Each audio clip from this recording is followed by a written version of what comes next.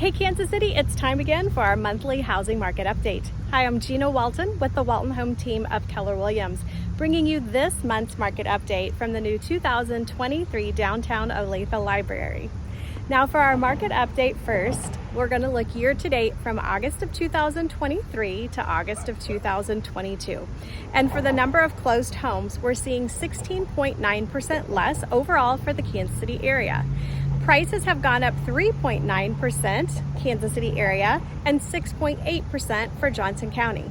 Now overall, we have inventory less 15.2%, which just means that there's 15.2% less homes for sale overall in the Kansas City area, with 8.6% less in Johnson County. That still gives us an under 2 months inventory, which is still a seller's market. Now our question of the month is related to taxes and property values related to these taxes, which will be coming out with the new bills in November. If you know someone who needs help just going through crunching numbers because their taxes are going to go up, which puts a pinch on their mortgage, we're happy to talk through options with them, as well as go through next spring's reevaluation to see how that might be able to come down further.